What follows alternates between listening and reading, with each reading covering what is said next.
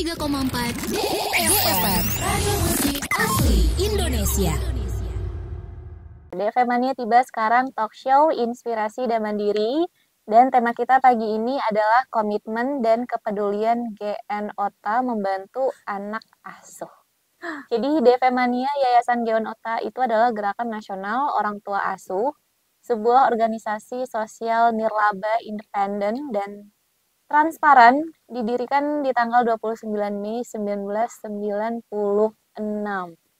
Jadi sebenarnya waktu kemarin itu DFM Mania waktu peresmian patung Bapak Soeharto di Ponorogo, Nurul juga sempat wawancara nih sama Ibu Gendis di sana sebagai perwakilan dari GN OTA.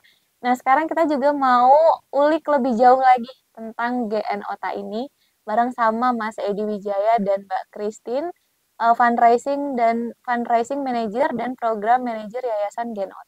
Pagi. Selamat pagi. Selamat pagi semuanya. Pasti pengen kompak ya. Iya. Ayo sekali lagi. Jadi briefing nih. Pagi. Selamat pagi. Nah, DFM Mania, jadi nanti kita mau tanya-tanya tentang GN OTA, terus juga nanti ini kan berarti menyasar ke pendidikan ya. Iya, Mas, benar. betul. Nanti bantuannya ada apa aja sih? Mungkin apakah ada syarat-syaratnya buat bisa ikutan jadi anggota GN OTA, anak asuh di sana? Nanti kita bakal tanya-tanya sama Mas Edi sama Mbak Christine. Tapi sebagai opening nih, biar nggak penasaran nih, Mas Edi, sebenarnya apa sih itu GN OTA? Jadi gini, Mbak. Tahun 96 tuh Presiden kita yang kedua, almarhum Bapak Soeharto, mencanangkan satu gerakan. Namanya itu Gerakan Nasional Orang Tua Asuh. Di mana gerakan ini itu memiliki satu kegiatan yang mempusatkan kegiatannya itu membantu pendidikan anak-anak dari keluarga prasejahtera. Terus seiring berjalannya waktu, di tahun 2006 akhirnya kita berubah menjadi yayasan, berdiri secara independen dan akhirnya bekerja sama dengan individual maupun perusahaan untuk mendapatkan donasi. Hasil donasinya itu nanti kita serahkan kepada sekolah untuk membantu anak-anak asuh dari keluarga prasejahtera, dan beberapa tahun ini kami pusatkan untuk bantuannya itu di daerah 3T, terdepan, terluar, dan terpencil. Oh gitu, oke. Sama Mbak Christine, kalau visi misinya dari GN OTA itu seperti apa? Nah, jadi GN OTA ini fokus membantu program pemerintah yang wajib belajar 9 tahun. Jadi kami memang pada program-program kami memang fokus membantu anak-anak dari keluarga prasejahtera.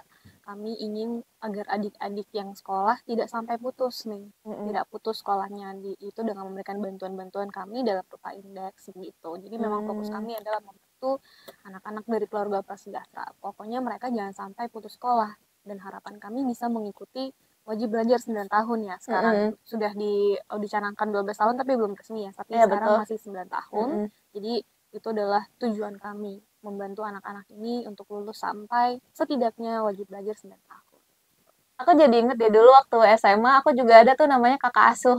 Oh iya. Kakak asuh tuh kayak ibaratnya kayak LO gitu. Jadi dia yang bakal nuntun kita sekolah ini gini loh gitu, karena kan dia lebih senior ya otomatis dari kita. Iya. Nah gitu, nanti dari GN OTA ini seperti apa programnya, bantuan, tapi di segmen berikutnya ya kita ulik. Oke. Kita juga ada live TikTok nih DFM Mania buat kalian yang mau kirimkan pertanyaan tentang GN OTA, silakan aja kalian boleh kirim drop di kolom komentar TikTok kita yang lagi live sekarang ya. Nah, DFM Mania kita udah masuk di segmen kedua bareng sama Mas Edi Wijaya dan Mbak Christine, fundraising manager dan program manajer Yayasan GN OTA. Tadi kita udah kenalan sama Yayasan GN OTA, terus juga visi misinya seperti apa. Kadang kita juga nanya-nanya nih, GN OTA itu kan gerakan nasional orang tua asuh.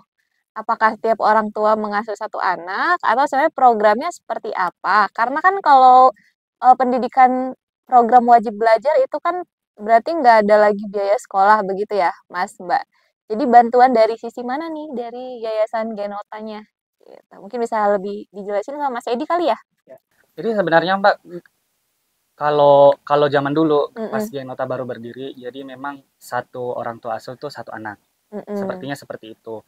Terus kalau di sekarang kan kita sudah menerima bantuan itu dari perusahaan dan individual. Kalau individual ya 1 orang bisa 1 anak asuh bahkan lebih. Kalau perusahaan biasanya lebih besar. Satu perusahaan itu bisa 50 bahkan ada yang sampai 1.000 anak asuh. Iya. Kayak gitu. Terus kalau bantuannya memang kan kalau sekarang itu semua sekolah negeri itu sudah gratis ya untuk biaya pendidikannya. Tapi ada beberapa yang tidak ditanggung seperti perlengkapan sekolah. Jadi perlengkapan sekolah seperti tas, sepatu, buku dan lain sebagainya. Kalau buku cetak mah itu dikasih sama pemerintah ya. Iya, BOS ya. Dana BOS. Kita lihat itu sekarang di sosial media, di Twitter sama di TikTok kita banyak lihat anak-anak itu yang baru masuk sebenarnya mereka semangat sekolah. Tapi mereka tuh kayak nggak punya sepatu, nggak punya buku. Nah, kita dari GN Nota memang harus memastikan bahwa anak-anak itu tidak boleh putus sekolah karena tidak punya perlengkapan tersebut.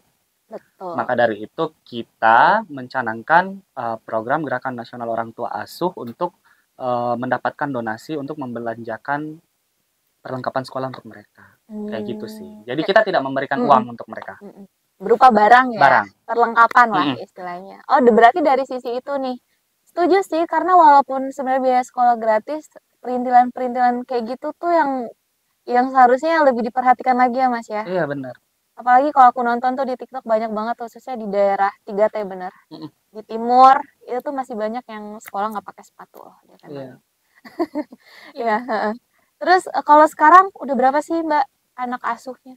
Total sekarang sebanyak 2.300.000 anak asuh yang sudah dibantu oleh Gen Ota. Sudah banyak tapi memang masih banyak lebih berfokus di daerah di Pulau Jawa ya. Kebetulan juga karena banyak program CSR, kantor-kantor di Jakarta. Tapi memang kami sekarang sudah mulai menginfokan nih ke orang tua asuh atau ke siapapun kalau ternyata ya masih banyak anak-anak di luar Pulau Jawa yang perlu kita bantu gitu. Tapi ya sudah sebanyak 2.334 paket yang tersebar di 188 52 sekolah. Ini dari SD, SMP, dan SMA. Itu prosesnya gimana sih Mas Mbak untuk misalkan udah jadi anggota, jadi anak asuh gitu kan. Untuk perlengkapan sekolah diupdate-nya setiap berapa tahun sekali misalnya gitu. Jadi kalau di Genota itu memang kita untuk penerimaan donasi itu sepanjang tahun. Dari Januari sampai Desember. Tapi untuk penyaluran, jadi kita sebutnya itu penyaluran. Pemberian donasinya itu kita sebutnya penyaluran. Jadi penyalurannya itu kita mengikuti jadwal mulainya belajar mengajar. Jadi di semester ganjil dan di semester genap. Biasanya kita laksanakan di bulan Juli dan Desember. Sesuai dengan kapan mereka mulai masuk sekolah. Supaya mereka juga bisa menikmati semester baru baju baru gitu semester ya. baru baju baru. Jadi tidak ada kesenjangan. Iya ya. Itu berarti serentak dong semuanya. Seluruh Indonesia. Iya, kita laksanakan serentak. Wow. Amazing ya. Tapi aku penasaran deh sepengalaman kalian ya kan juga kan pasti keluar buat ngelihat langsung kan kondisi di sana, maksudnya apa sih sebenarnya yang mereka butuhin buat sekolah. Ada nggak sih pengalaman yang menyentuh atau menarik menurut kalian gitu? Banyak sih Boleh sebenarnya. diceritain deh kayaknya. Mungkin aku masih baru ya, belum banyak berkeliling, tapi sepanjang aku bertemu anak-anak asuh di sekolah, let's say di daerah Bogor misalnya masuk ke kabupaten, iya betul sepatu. Banyak anak-anak yang tidak pakai sepatu dengan layak, atau misalnya seragam mereka menguning, atau tasnya sudah sobek-sobek. Itu agak sedih ya lihatnya. Terus yang paling menyenangkan sebenarnya bertemu anak-anak adalah bukan hanya mereka difasilitasi perlengkapan ini gitu, tapi melihat wajah-wajah baru. Jadi kita kan kadang ke sekolah itu membawa orang tua asuh ya, misalnya ada program CSR dari salah satu korporat nih, mereka akan senang sekali melihat kakak-kakak atau orang tua asuh ini. Jadi harapannya sih bisa inspiring mereka juga ya dengan kunjungan kita. Tapi ya itu tadi apa yang kita lihat di sana adalah ya banyak anak-anak yang masih membutuhkan bantuan itu, seragam kuning lah, sepatunya sudah sobek lah, tasnya juga itu lumayan. Tapi ada itu nggak sih, ada volunteer nggak sih buat kegiatan kayak gitu? Penasaran. Ada ya.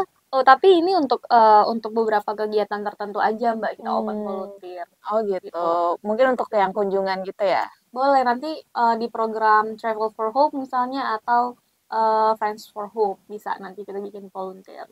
Ada programnya. Oke. Berarti sekarang angkanya udah banyak banget yang jadi anak asuh, tapi memang banyaknya di Pulau Jawa gitu ya. Mostly iya, tapi Mostly. kita sudah berusaha menyebarkan ke provinsi dan daerah-daerah lain.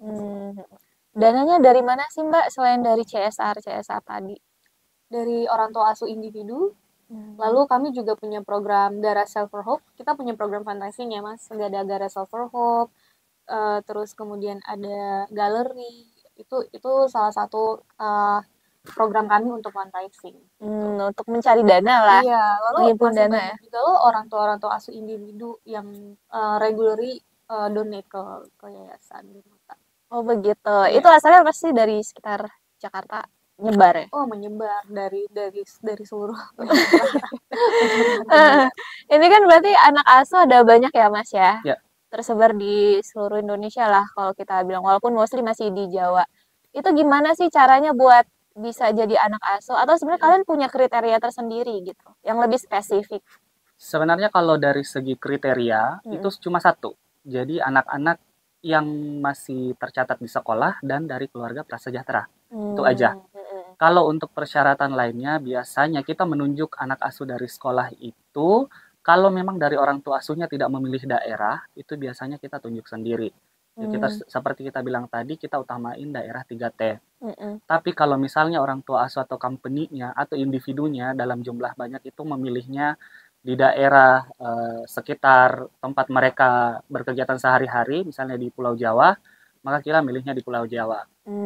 Jadi kalau kriteria khusus itu sepertinya tidak ada, karena kan kita bukan program beasiswa ya. Jadi kita program bantuan. Jadi nggak harus yang kayak berprestasi, itu enggak ya. Yang penting tercatat, terus dari keluarga prasejahtera. Ya. Betul, semua anak kita bantu. Karena tadi balik lagi fokus kita adalah si anak ini mengikuti wajib belajar 9 tahun tersebut. Semua anak mau yang mungkin akademiknya pinter atau enggak, itu nggak jadi patokan ya. Semua anak harus dapat gitu. Oke, jadi seperti itu DFM-nya. Aku juga baru tahu nih lebih dalam tentang Genota ini ya, Gerakan Nasional Orang Tua Asuh, yang berarti kegiatannya memang nggak harus berprestasi, tapi yang penting dari keluarga prasejahtera. Kalian kerja sama juga nggak sama Dinsos? Berarti kan data-data itu bisa diupdate di DTKS ya, kalau nggak salah. Jadi sebenarnya itu kan kalau sekarang kan kita sudah berdiri independen ya. Dari tahun 96 itu kita mencanangkan Gerakan Nasional Orang Tua Asuh. Bisa dibilang kita yang paling pertama yang memberikan bantuan untuk anak-anak yang kurang mampu di berbagai daerah di Indonesia. Jadi kalau untuk pencatatan di dinas sosial, mungkin kita pelaporan aja setiap ada kegiatan bahwa Yayasan Genota sampai sekarang masih eksis gitu. Masih jalan program-programnya, masih banyak orang yang berdonasi sampai sekarang. Karena kan memang kita tidak terlalu aktif di sosial media. Tetapi kalau di lapangan, itu hampir tiap bulan kita menjalankan kegiatan-kegiatan kita. Itu mungkin salah satu salah satu dari bentuk pelaporan kita kepada masyarakat luas. Bukan cuma ke Dinas Sosial atau Kementerian Sosial, tapi kita memang bertanggung jawab untuk melaporkan ke masyarakat luas. Karena bagaimanapun dana itu kan amanah ya Mas ya. Jadi harus ada realisasinya, terus dilaporkan lagi. Nah, aku penasaran kenapa sih bantuannya berupa alat sekolah, kenapa nggak berbentuk uang tunai gitu, atau berbentuk pelatihan, pendampingan begitu? Oke, jadi kami memang memberikan bantuan perlengkapan ini memang tujuannya untuk memberikan support bentuknya, support kepada anak-anak asuh untuk bisa melanjutkan pendidikan mereka. Lalu kenapa tidak dalam berbentuk uang? Karena untuk meminimalisir sih sebetulnya, hal-hal yang tidak baik. Terus kemudian kami percaya ini kan kita kerjasama untuk memberikan bantuan melalui sekolah Mbak. Jadi sekolah akan memberikan list nih anak-anak asuh yang membutuhkan. Terus kami akan tanya biasanya sekolah, anak-anak biasanya butuh apa Bu, Pak? Ada yang butuh seragam misalnya, kemudian ada yang butuh pakaian olahraga atau sepatu. Nah jadi karena kami percaya nih sekolah lebih tahu kebutuhan anak-anak asuhnya dalam bentuk apa. Itulah mengapa kami berikan dalam bentuk perlengkapan itu. Oh, jadi sebenarnya kalau bisa dibilang kebutuhan setiap sekolah berbeda-beda ya? Iya, betul. Jadi kami memang tidak ya memang menyesuaikan kebutuhan anak-anak gitu. Ada satu sekolah yang memang membutuhkan sepatu, ya mereka boleh membelanjakan itu dalam bentuk sepatu gitu. Pakaian olahraga boleh, atau misalnya perlengkapan alat tulis itu juga boleh. Tapi ada ini nggak, ada maksudnya ada dana maksimum nggak setiap anak berarti per semester ya dapatnya? Dana maksimum maksudnya? Maksudnya kayak setiap orang 2 juta misalnya gitu buat ini dapat gitu. tiring dapatnya berapa gitu ya? Atau sebenarnya ya udah natural aja sesuai sama. Jadi kalau di Genota tuh memang kalau di tahun 2023 ini dan beberapa tahun belakang, untuk tiring berapa yang didapatkan oleh anak asuh untuk sekolah dasar atau sederajat itu dapatnya 250.000 per anak per 1 tahun ajaran. Untuk SMP itu 300.000 per anak per 1 tahun ajaran, dan SMA itu 450.000. Iya. Oke, jadi sesuai jenjangnya ya. Iya. Itu ada kebijakan di kami memang jenjangnya. Nah, tadi kan kita dengar juga nih, mostly emang di Pulau Jawa. Khususnya di Jakarta sendiri kan kalau kayak program pendidikan beasiswa tuh udah ada ya, kayak kartu Jakarta Pintar. Setahu kalau kartu Jakarta Pintar itu tuh untuk biaya sekolah nggak sih Mas? Sama bedanya apa sama Genota? Kurang lebih hampir sama. Jadi bukan untuk membayar sekolah, tapi sama-sama untuk membayarkan biaya pendukung belajar mengajar. Bedanya kalau Genota, uangnya itu kita serahkan kepada sekolah untuk dibelanjakan. Kalau KJP setahu saya itu uangnya akan bukan ditransfer sih, diberikan kepada siswa dalam bentuk kartu. Kayak gitu. Nanti siswanya sendiri mungkin yang akan mencairkan untuk membelanjakan. Atau ada beberapa toko-toko yang menyediakan peralatan sekolah dan pembayarannya bisa menggunakan KJP. Kurang lebih seperti itu perbedaannya. Cukup signifikan sih perbedaannya. Berarti sebenarnya kalau bantuannya sama, cuma sistemnya ya. Sistemnya yang beda, proses penyalurannya yang beda ya. Iya, kalau Yayasan Genota dia memang ke sekolah langsung, tapi kalau KJP tadi dia setiap individu pegang lah. Iya, kurang lebih mungkin seperti itu. Oke, jadi gitu. Itu perbedaannya ya berarti. Nah, kalau di Jakarta ini kan sebenarnya juga banyak nih program-program pemerintah tentang pendidikan, termasuk juga KJP. Setahu juga ada KJMU nggak sih untuk yang mahasiswa juga gitu kan. Jadi kalau di daerah sini memang mungkin kalau untuk bantuan pendidikan buat ini Jakarta ya kita ngomongnya, tapi kita kalau ngomong keluar lebih gimana gitu ya. Harusnya yang memang yang lebih diperhatikan mungkin yang di luar Jakarta. Di Pulau Jawa kayak di Ponorogo kemarin, aku lihat tuh yang Bu Gendis ngasih secara simbolis ya buat anak-anak di Ponorogo waktu itu. Itu realisasinya gimana, Mas, Mbak? Jadi kalau untuk yang kemarin Mbak lihat sama Mbak Gendis kebetulan ketua pengurus kami di Yayasan Genota. Jadi itu secara simbolis aja. Jadi Yayasan Damandiri itu memberikan bantuan kepada kami untuk 3.000 anak asuh. 200 diantaranya itu berada di Kabupaten Ponorogo, Jawa Timur. Selebihnya itu kami sebar di seluruh penjuru daerah di Indonesia. Oh, jadi berarti sebenarnya Yayasan Damandiri sebagai sponsor gitu, nah terus Genota yang menyalurkan. Iya, bukan sponsor, orang tua asuh. Orang tua asuh. Oh ya, kita nggak ngomongin itu ya, iya, perusahaan atau bisnis orang tua asuh. Orang tua asuh. Wah, Yayasan Damandiri dan Genota keren. Keren sekali. Keren sekali. Dan itu berarti bukan cuma di Pulau Jawa tapi di luar juga ya. Iya. Sebanyak 3.000 tadi. 3.000 anak asuh. 3.000. Kita sebarin ke Sumatera juga ya, Mas? Sumatera banyak. Jadi nggak cuma di daerah Ponorogo kemarin. Aku orang Sumatera loh. Oh iya. Oke. Saya juga kan. kita Bapak ini juga. Iya. Kita dari Yayasan Genota sangat senang kalau pada saat kita lihat pas mau penyaluran ternyata ada dari Sabang sampai Merauke, dari timur sampai Talaut itu semuanya dapat. Jadi 3T itu kita terpenuhi semua. Kayak gitu. Itu senang banget buat kita. Aku sebenarnya penasaran banget sih dan juga amazed ya buat orang-orang yang ke daerah 3T buat ngebantu gitu. Dan Masnya juga pernah ke 3T berarti turun langsung? Sebenarnya kalau saya sendiri belum, tapi saya selalu dapat cerita dari teman-teman dan saya selalu menggali cerita tentang mereka bagaimana itu struggle-nya mereka ke daerah 3T. Tapi kita tetap harus menyalurkan karena kita sudah janji kepada orang tua asuh kita.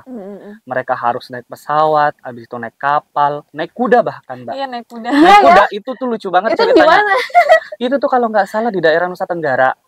Jadi aksesnya itu naik ke pegunungan, memang ada satu desa dan satu sekolah. Dan itu merupakan salah satu sasaran kita untuk dibantu. Aksesnya cuma bisa naik kuda. Jadi naik kuda ke sana pagi, pulangnya besok pagi lagi untuk bawa bantuannya. Karena zaman dulu kan GNOT itu memang ngasih bantuannya itu dalam bentuk paket, bukan dalam bentuk kita transfer uang, bukan transfer sih, lebih ke kita kasih wesel ke sekolahnya untuk dicairin uangnya. Tapi memang bantuannya itu kita bawa dari betul-betul Jakarta. fisik gitu ya. Betul-betul fisik. Kita bawa, itu dibawa sama pakai kuda. Itu sangat unik sih buat kita ceritanya. Gitu. Pengalaman banget ya sampai ke daerah-daerah seperti itu. Ini kan berarti mencari orang tua asuh, terus juga penyalurannya, terus juga anak-anak asuhnya. Ada nggak sih Mas Mbak hambatan yang kalian hadapin gitu pas semua proses itu? Pasti ada. Paling ini mungkin kalau saya kan di bidang program ya Mbak, kita biasanya akan komunikasi dengan sekolah-sekolah. Jadi kalau dalam program CSR ada beberapa sponsor atau perusahaan yang menginginkan engagement tertentu nih, misalnya dengan anak asuh. Ada yang ingin dikirimkan surat dari anaknya atau gambar. Nah, jadi kesulitan kita adalah menyampaikan informasi. Jadi ada salah satu korporat yang melakukan kegiatan CSR di Maluku, Kepulauan Haruku, itu kadang nggak ada sinyal. Kadang nggak ada sinyal kan. Jadi agak kesulitan untuk menghubungi mereka, itu satu. Terus Wesel, posnya jauh. Iya, jadi kenapa kita juga ini kebijakan dari kita sih. Setidaknya kalau misalnya daerahnya jauh dan terpencil, ada 30 anak asuh minimal atau 50 anak asuh yang dibantu, karena kan jarak itu jauh ya, kasihan ya. Gurunya pergi jauh-jauh ke kantor pos untuk mencairkan dana, ternyata yang dibantu hanya beberapa. Iya, lebih mahal biaya operasionalnya bahkan gitu. Jadi itu selalu kita sampaikan ke orang tua asuh juga, Pak, ini daerahnya jauh, kalau mau ke daerah-daerah terpencil ini ya minta tolong untuk dibantu lebih banyak gitu. Itu sih kalau untuk di program. Fundraising gimana Mas? Struggle-nya sih lebih ke ini ya, lebih ke apa namanya, sama seperti yang dibilang sama Mbak Christine, komunikasi dengan calon anak asuh, dalam hal ini sekolah untuk komunikasi. Kalau untuk hambatan kita di orang tua asuhnya itu, kalau sampai sekarang sih saya belum menemukan ya, karena memang semuanya itu ya alhamdulillah dilancarkan. Donasi dari orang tua asuhnya itu dilancarkan dan cukup banyak yang kita salurkan tiap tahun. Hambatannya itu mulai datang pada saat kita mau penyaluran, entah sekolahnya susah dihubungi, kemudian kita minta feedback. Sebenarnya pertanggungjawaban kepada corporate. Karena kan mereka ada tim legal yang mengeluarkan uang untuk donasi. Mereka butuh pertanggungjawabannya. Biasanya kita telat untuk ngasihnya karena dari sekolahnya sendiri itu lama untuk ngasih ke kita. Lamanya itu karena akses. Akses komunikasi ya. Iya, bukan karena mereka nggak willing ya, tapi memang ada keterbatasan akses itu sih Mbak. Paling kalau daerah terpencil nggak ada sinyal gitu. Nggak ada sinyal gitu. Itu gimana tuh solusinya biasanya? Atau ditunggu aja? Oh, biasanya aku akan minta tolong jadi dalam satu pulau ini kan ada sekolah yang lain. Minta tolong samperin bapak kepala sekolah yang di sekolah ini gitu. Buat menyampaikan gitu. Karena ada sinyal, susah. Jadi kayak pesan berantai nih ceritanya. Pesan berantai. Itu kan berarti buat yang corporate ya. Mungkin kalau bentuk pertanggungjawaban memang harus dari perusahaan. Tapi kalau yang individual jadi di kami Genota tuh memang ada bentuk pertanggungjawabannya. Jadi ada dua, ada ucapan terima kasih, kemudian ada LIAA namanya. Untuk prosedurnya sendiri, orang tua asuh, siapapun sponsor atau corporate individu akan mendapatkan surat ucapan terima kasih once dananya sudah ditransfer ke yayasan. Kemudian ketika sudah kita salurkan, orang tua asuh akan mendapatkan LIAA namanya, laporan identitas anak asuh, sejumlah anak yang dibantu. Nah, di LIAA ini akan ada laporan terkait dengan identitas anak, baik nama, umur, kelas, kemudian orang tua, pekerjaan orang tua seperti apa, dan alamatnya di mana itu tuh ada. Jadi semuanya kita usahakan transparan. Jadi orang tua asuh terinfo kan nih berapa banyak anak yang dibantu dalam sepanjang tahun gitu. Tapi kalau aku penasaran nih, kalau mau jadi orang tua asuh yang individual ya, bukan melalui corporate, itu boleh bantu berapa anak sih? Berapapun yang Berapapun mau. Ya. Berapa? Iya. Satu pun boleh. Sudah membantu satu anak asuh itu sudah jadi orang tua asuh. Iya. Gimana caranya jadi orang tua asuh? Kali aja gitu di luar sana banyak yang pengen gitu kan? Iya, jadi caranya gampang. Jadi kembali ke pelaporan. Jadi dari segi laporan keuangan, laporan identitas anak asuh, laporan kegiatan kita itu semua, sampai cara untuk menjadi anak asuh itu semua kita munculkan di website kita di www.gn-ota.or.id. Nah, di situ tuh ada nanti pilihan untuk menjadi orang tua asuh. Jadi silakan dipilih aja paketnya, mau paket single, mau paket double, triple, paket kelompok, semuanya ada di situ.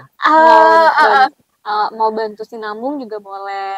Jadi misalnya sinambung ini membantu satu anak atau banyak anak dari kelas 1 sampai kelas 6 SD misalnya, itu boleh banget. Oke.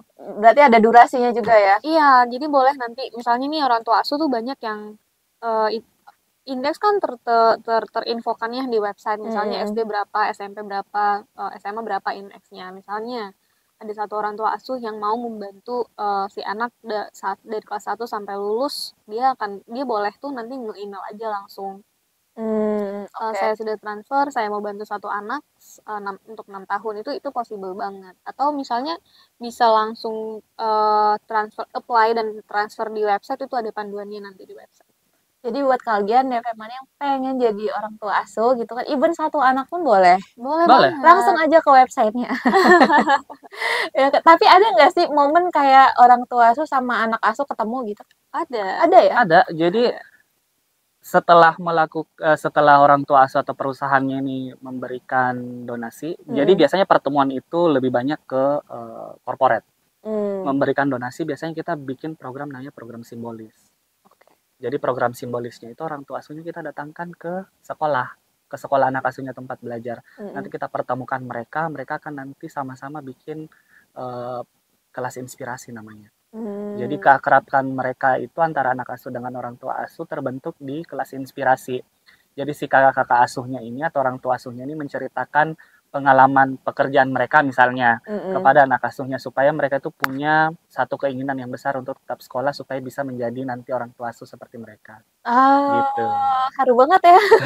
Itu caranya membangun bonding ya. Iya, benar. Sama orang tua asuh. Oke, kita ngobrolin program tadi kan tentang penyaluran dana, perlengkapan sekolah dan sebagainya. Programnya ada apa aja sih di Genota?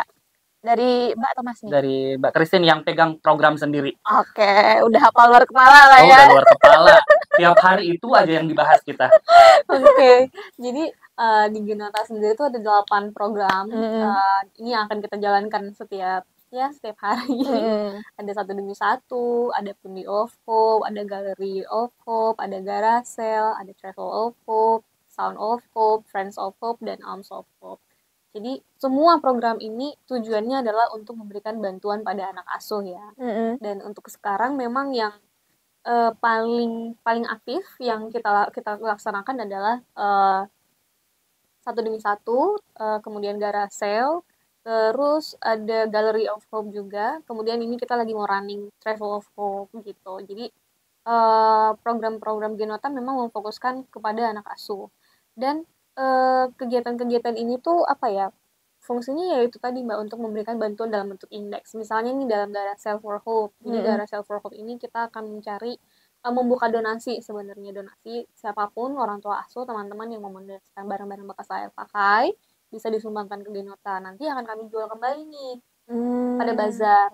Dan hasil dari penjualan itu, hasil keuntungannya akan kita konversikan ke indeks. Ya, ke indeks yaitu tadi memberikan bantuan untuk anak-anak 1 demi 1. Kemudian ada galeri juga loh di Genota, kalau mau berkunjung membeli pernak-pernik lucu boleh silahkan. Alamatnya di mana tuh galerinya? Di kantor kita di Yayasan Genota, kantor Taman A9 di kawasan Mega Kuningan. Iya. Nah, jadi pun hasil penjualan dari galeri ini akan kita berikan kepada anak asuh melalui program 1 demi 1 tadi yang indeks. Semuanya, semua dana, semua program, semua kegiatan fundraising yang kita lakukan dalam 8 program ini tujuannya adalah untuk membantu anak asuh. Nah, tapi kami tidak menutup kemungkinan nih kalau misalnya ada orang tua asuh yang ingin melakukan kegiatan yang berbeda di luar ini. Misalnya nih ingin memberikan bantuan dalam bentuk kesehatan, screening kesehatan mata misalnya buat adik-adik. Kemudian program literasi, membangun atau merenovasi ruangan perpustakaan atau donasi buku, kita juga terbuka untuk itu. Pokoknya semua kegiatan harus dalam lingkup anak-anak dan pendidikan. Gitu. Oke, berarti sebenarnya dari mereka pun, dari orang tua asuh gitu ya, boleh menentukan apa sih sebenarnya yang mereka mau gitu. Kayak tadi screening kesehatan boleh, gitu boleh ya. banget. Ini di di tahun lalu kalau nggak salah di salah satu CSR mereka memberikan bantuan untuk literasi, renovasi perpustakaan, kemudian creating mural bareng anak-anak asuh untuk meningkatkan engagement mereka ke perpustakaan. Gitu. Terus mungkin ada corporate yang ingin melakukan kegiatan CSR yang berbeda, yang menyentuh kesehatan, itu boleh banget, screening kesehatan mata. Ditambah sekarang kan karena COVID ya Mbak, screening time anak-anak tuh kan lebih lama ya, jadi banyak mata yang bermasalah nih. Itu temuan kita nih beberapa. Kita juga pakai kacamata ya. Kita bertiga. Iya lah, bertiga lagi. Aku buka. Ya, jadi kita mau memberikan bantuan itu. Pokoknya kalau orang tua asuh ada request apapun selama dalam ruang lingkup sekolah dan anak-anak, kita usahakan bakal disupport ya. Support gitu. Jadi apapun bantuannya nggak cuma melulu soal uang gitu ya. Iya, bentuk apapun, yang penting berhubungan dengan pendidikan. Iya, betul. Ini kan kalau program Genota itu kan aku bilang berat lah ya. Kalian ada berapa sih Mbak di perusahaan, di yayasan? Di kantor kita jadi kita nyebutnya ini ada 2, ada badan pengurus dan badan pelaksana. Badan pengurus itu ada 3, Mbak Gendis, kemudian Ibu Wido dan Ibu Fitri sebagai sekretaris dan bendahara. Kemudian kita di kantor itu ber-19 orang dibagi menjadi beberapa bidang. Ada sekretariat, program, fundraising, dan pusat data. Jadi untuk menjalankan semua program itu kita bekerja sama di 19 orang itu. Tiap hari dari tim program create programnya apa, kemudian saya di tim fundraising akan mempromosikan kepada orang tua asuh untuk mencari donasinya untuk menjalankan program tersebut. Kemudian dari pihak pusat data akan menentukan sekolah mana yang kita akan bantu. Jadi memang walaupun sedikit orangnya terstruktur lah. Iya, job desk-nya ya. Tapi kalau Mas Edi sendiri udah baru berapa lama di yayasan? Kalau untuk sebagai pekerja sosial sebenarnya saya udah lama karena memang senang kerja dengan sosial, apalagi dengan anak-anak. Tapi kalau untuk gabung sama Genota kurang lebih baru mau setahun. Berarti ini sesuai passion banget lah ya, kalau aku bilang. Panggilan jiwa ya. Iya, panggilan jiwa. Panggilan jiwa. Hebat. Menyenangkan sekali bertemu anak-anak asuh. Kita kalau datang tuh mata mereka berbinar-binar gitu ya. Senang ya? Senang belajar bareng kakak-kakaknya, orang tua asuhnya. Jadi tahu nih ada perusahaan di bidang keuangan misalnya. Jadi dapat ilmu baru. Jadi menyenangkan sekali. Bisa sekalian sharing lah ya antara orang tua asuh sama anak asuh. Betul. Oke, ini kita di segmen terakhir. Sebelum kita tutup nih, Mas, Mbak, apa sih harapan kalian dari Genota kepada anak asuh sebagai penerima manfaat?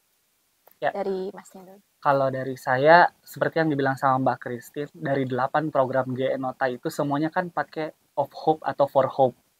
Jadi Yayasan Genota itu kita tidak pernah menjual kesedihan, tetapi kita mempromosikan harapan.